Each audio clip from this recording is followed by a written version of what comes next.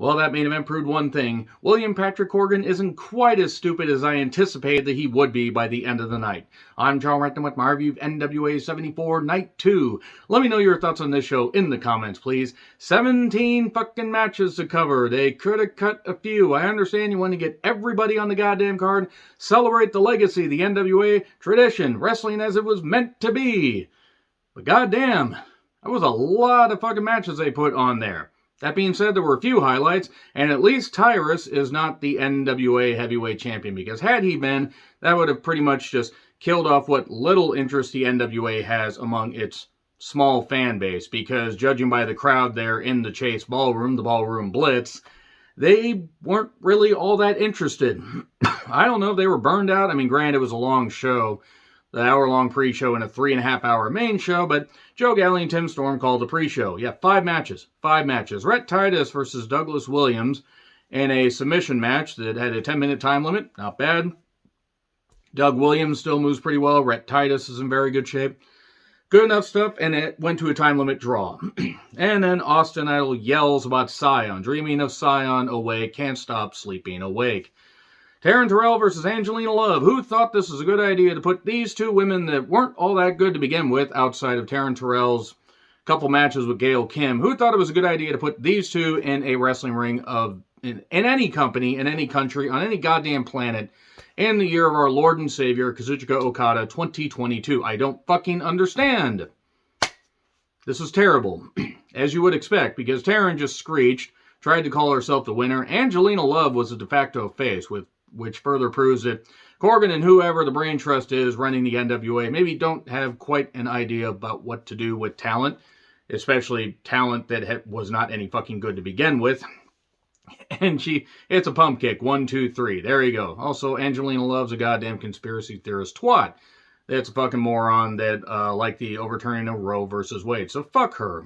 So, this guy Mercurio was with May Valentine. He's apparently Fabio, who's also Italian and Southern, and I don't understand the gimmick. I also have not kept up on NWA weekly programming for the last year, as I said at the beginning of my NWA 74 Night 1 review, which you can check out if you would like. Then OKG, or OGK rather, sorry, I didn't mean to get the letters mixed up. Mike Bennett and Matt Taven, they show up, and they're going to be one of the 2 surprise teams in the 12-man Battle Royal. Well, 12-team Battle Royal. Yeah, they got a lot of people on that show. Gustavo, who was impressive in a tag match on the previous night, took on Kerry Morton, who had a good enough match against Homicide for the NWA Junior Heavyweight Championship match. Can Kerry bounce back? He did. Knee to face. 1, 2, 3. Not a bad match. I mean, I'm not that familiar with Gustavo, and I know Kerry's dad by, well, obviously his legendary career, but Kerry's fine. He's fine in the ring. So, and Black G's says that Tyrus will win tonight. That would have pretty much just sealed the deal on this being one of the worst shows of the year. Genocide, Taya Valkyrie, and Kylan King took on Natalia Markova, Misa Kate. Sorry, can't help but say it like Jar Jar Binks. All due respect to Misa Kate. And Maddie Renkowski. Watching you, Renkowski. Of course, she's only Maddie, but Renkowski. Can't help it. I don't know why I decided to do that. It's a Queen Bee match. Okay, I want you to follow these stipulations. 6-woman tag. Okay, with me so far? The winning team faces off against one another in a 3-way elimination match, and the winner is the Queen Bee that gets a little bit of a crown. You should see them in a crown, and you will by the end of the night. Yeah. 6-woman tag, winning team faces each other in a 3-way elimination match. Vince Russo is struck again? I mean, I'm all for featuring people, but fuck. It wasn't that it was bad. Taya went from the main event to the pre-show, so they shouldn't go Takagi her. And that from Wrestle Kingdom, by the way, just in case you're wondering. And it was messy, even though there was talent in there. Kylan King has been impressive. I don't get it with Genocide. I really don't. She's not bad. Taya Valkyrie was the standout here. Markova works well enough. She has improved her game. And then, so Markova pins Genocide. So now it's Markova, Misa Kate, and Maddie Renkowski taking on each other in a 3-way elimination match. Renkowski gets eliminated by Kate. And then Markova hits a double arm DDT, eventually 1, 2, 3. That was about it for the pre-show matches. Now let's get... It was fine. It was fine. I mean, the little crown thing, I'm surprised I didn't get a little Burger King crown for them because... Look, I know that Corgan has money. He doesn't have insane amounts of money, but he loves wrestling, and he's trying to do a stripped-down presentation, but this seems low rent with the titles and with the fact that it was a meager crowd. There were empty seats all over the goddamn place. It wasn't from the crowd standing up and looking around. There were empty seats. And it wasn't that big of a venue.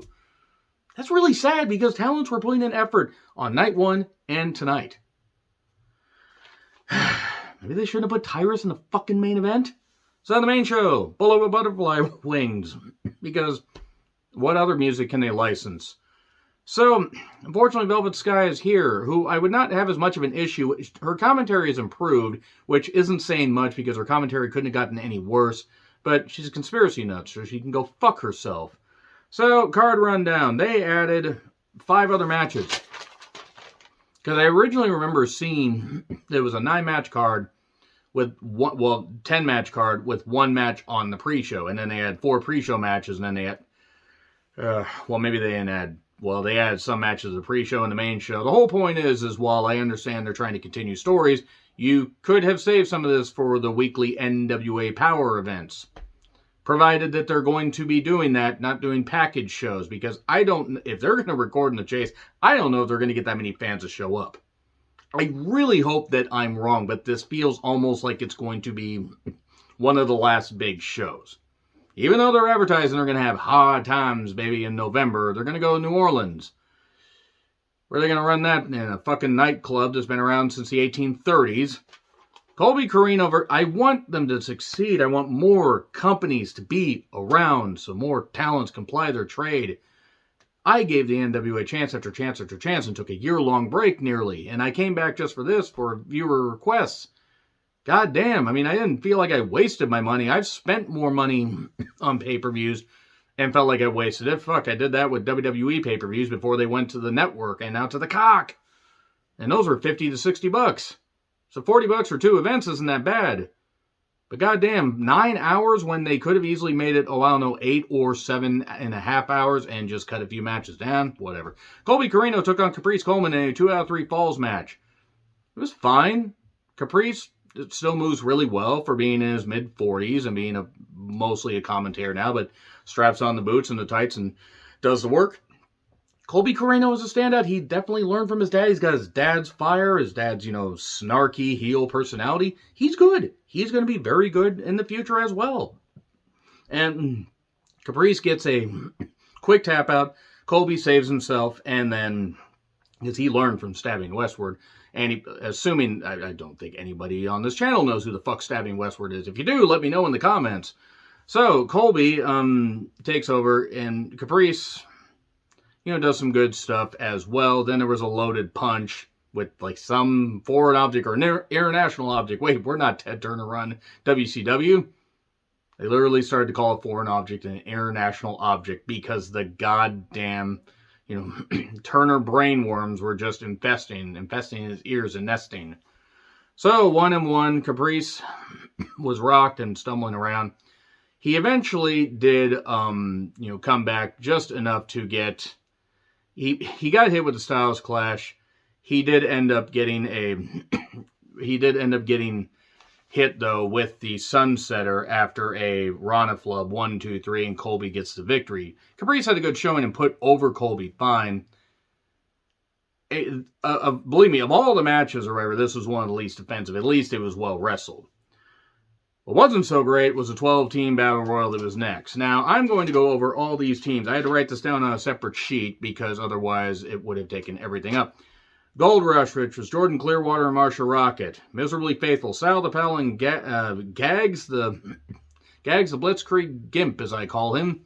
The Now, Hale Collins and Vic DeHollis. If I'm mispronouncing these names, do not take offense, please. I'm not that familiar with some of these. I have not heard of half of these people.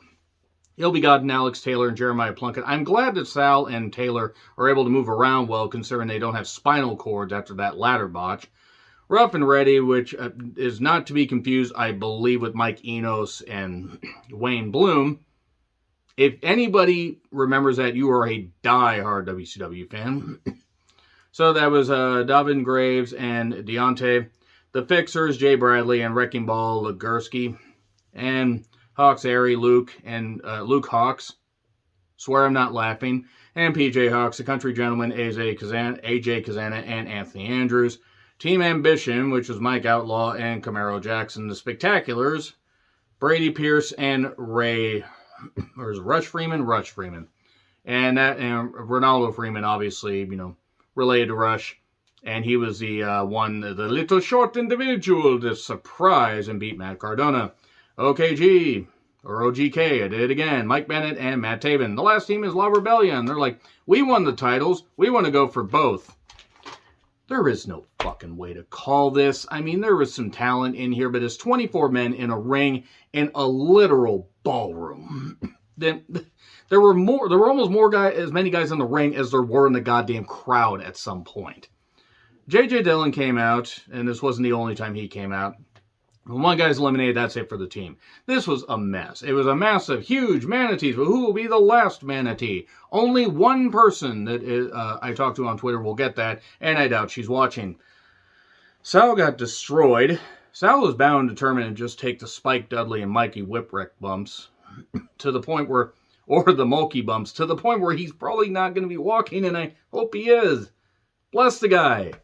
He makes up for his, diminished, or his lack of height with just taking balls to the wall bumps. So, everybody just friggin' goes nuts and does stuff. La Rebellion gets eliminated, and then OGK, they end up battling with them, so I assume they're going to get a tag title shot at some point.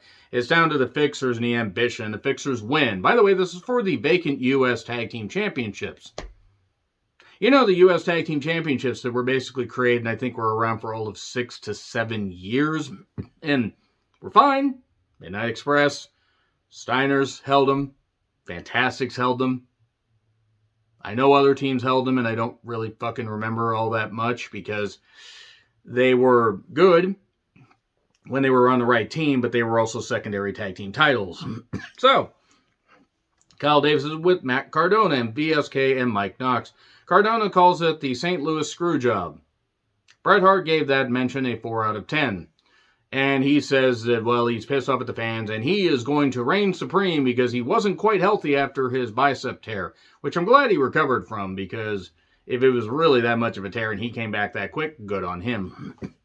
Mercurio took on Magic Jake Dumas. Dumas. And CJ, Christy St. James, who is Brazilian. She was on a few episodes of AEW Dark and Dark Elevation during the pandemic. I don't know why it's a magician versus Fabio. I don't know why this is happening. This is nothing against these guys, but there was one point where I believe it was Mercurio. He went and did a moonsault, and his knees landed almost right on Jake's head. That looked very painful. And then at one point, CJ slips him something. It turns out to be this razor blade that's in his mouth, and there's this blood capsule and weirdness, and I don't know what the fuck's going on. He hits a rack bomb, 1, 2, 3. What was this? What was this? Even somebody that's not that familiar with these guys, I got nothing against these two. I don't know what the fuck I'm supposed to say about this. A magician gimmick. Yeah, that really fucking worked. Go back and look up WWE magician gimmick. You will understand. I'm not even going to say the name. Just look it up. Whatever. Thrillbilly Silas with Paulo Damar. Paulo Damar. I'm sorry if I got that name wrong. Love the look, seriously. And Thrillbilly Silas, that is just a dynamic that could work. Took on Davey Richards. MLW Openweight Championship match. Some wrestling, and it was not bad. I've never seen this Thrillbilly Silas guy before. Never seen him. By the power of his mullet, he got through this. This was actually not bad. Davey can work, and good enough. It was good enough stuff with some good strikes and kicks and some good counters and a nice stomp for 2. And then at one point, there was a miscommunication, and no, it pulls off Delmar's wig. What the hell are you doing? He's wigging out, ladies and gentlemen. He's weaving into an ankle lock and then tapped out. while holding the wig or the weave. That was hilarious. I have not seen that before. This was fine. And then here's Joe Galli take over the show, and he proposes to his girlfriend, well, now fiance, Shelby. Congratulations to them. I wish them nothing but the best. I like Joe Galli. I like his enthusiasm. And they found love. Best of luck to them. So, Kyle Davis interviews J.J. Dillon and Barry Windham. Well, they have history in the NWA. I know J.J. is old. I know he's had health issues. He didn't sound well. He didn't. I was worried that he was really going to shake and like his voice was shaking. I'm like, maybe let Barry talk?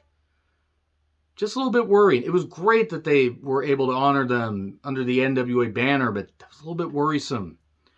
So, Mays with Latimer and Camille. Camille says, well, you know, something about God and the devil and about Maxie Impaler. There, Max, you will fall. Cyan with Austin Idol took on Anthony Crimson Mayweather. NWA national title match. Jax Dane was watching because he's like, well, I lost. I want my title back. Okay, that's fair. This wasn't good. I didn't expect it. It wasn't necessarily bad, but it didn't stand out.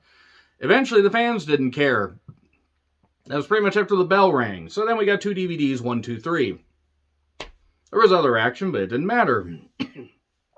Pretty Empowered, Ella Envy and Kenzie Page taking on the Hex, Allison Kay, and Marty Bell. It's a King's Highway. They want to ride it all night long. Street fight for the NWA Women's Tag Titles. Oh boy, so if I didn't like the Beelzebub's Bedlam match that happened last night, because it involved too many weapons, and I thought that I think all the weapons-based matches and the overuse of them is ridiculous, even if you have a reason for these two teams who, from the clips I've seen, have been having a bit of a blood feud, as it were. Only during certain times of the month, and now I have determined that no women are going to be watching this show. Oh no. So, that's fine. Here's the thing, though.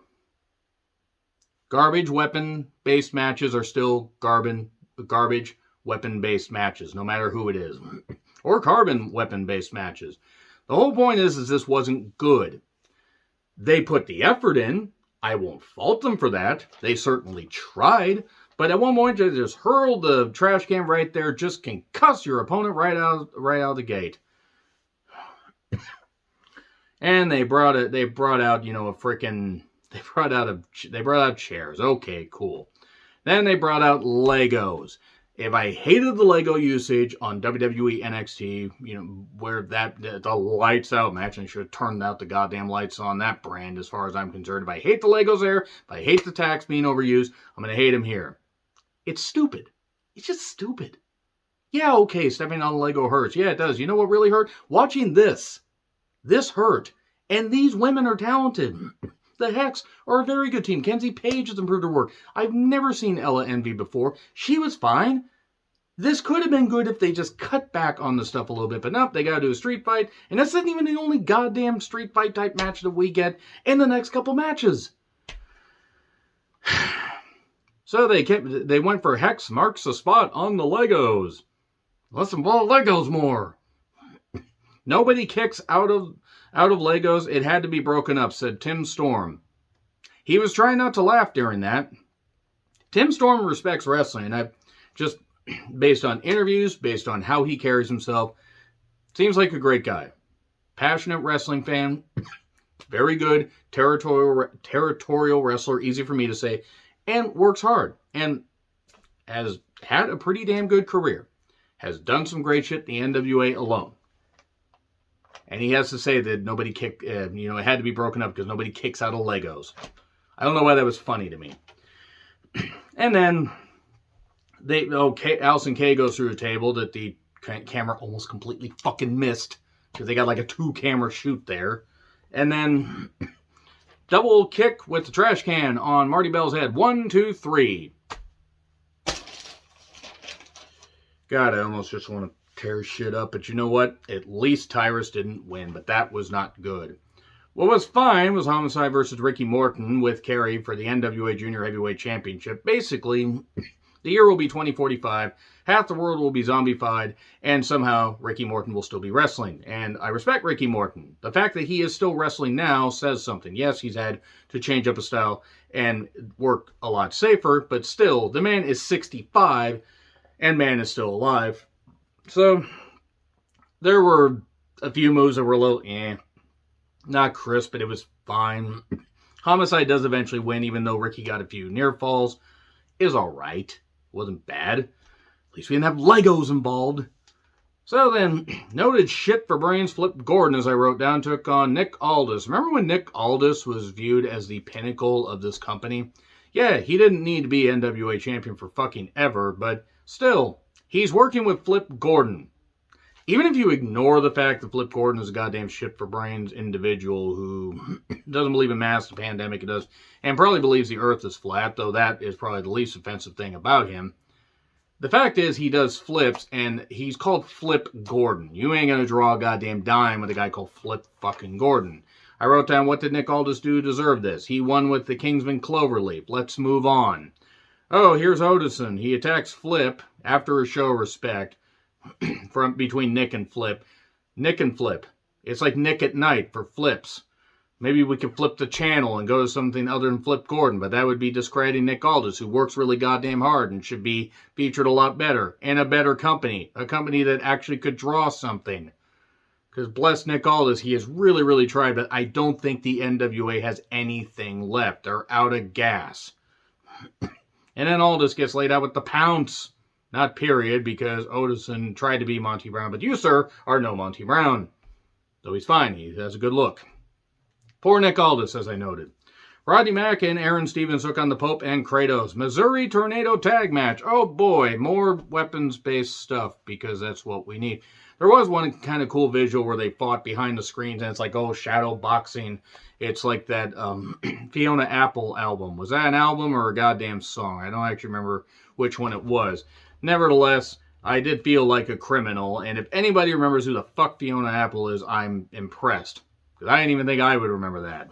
So, there was a cool delayed vertical suplex by Pope at one point, and they fight in the deal, like in the screens, as I said, and then Rodney tries to go for the Cobra Clutch, but Kratos trips him, and then Pope does the most devastating maneuver in all professional wrestling. Surprise roll. He rolls on top of him, 1, 2, 3, and pins him on the stage.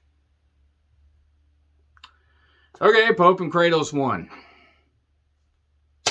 Thomas Latimer took on EC3 in a match that had no right to exist in a ring in 2022 because it wasn't good. Then some control your narrative fucks show up, further proving that Corgan has his head so far up his ass. Then again, given his beliefs, I don't think that's shocking.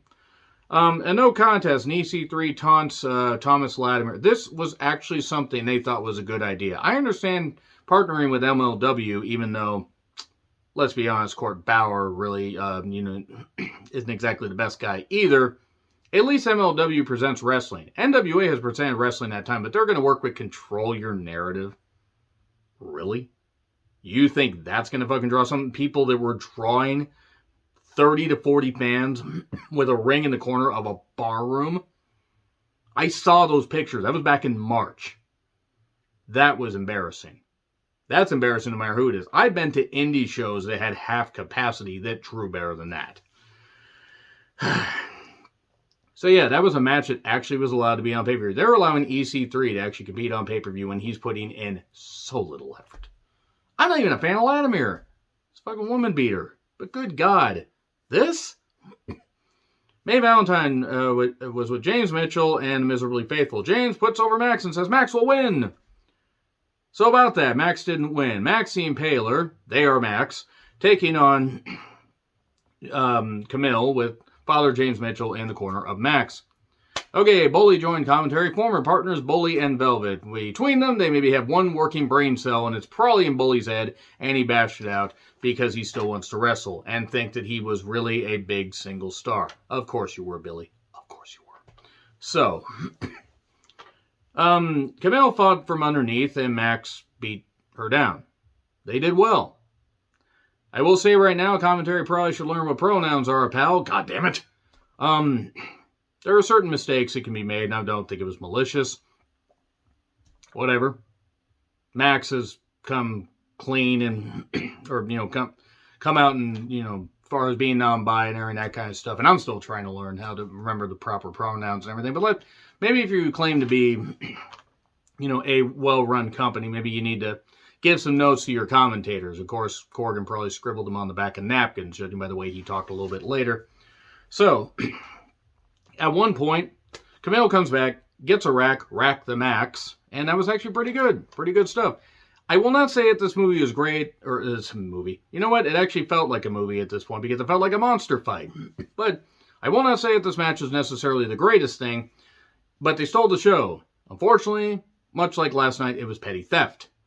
And Max hit a lot of shoulder blocks. They were doing some stuff. They hit the post. It seemed like everything was going good. Even hit their finish at one point, but didn't get the victory. And then the most devastating maneuver in all professional wrestling, the surprise roll up 1, 2, 3. After all that, a roll up.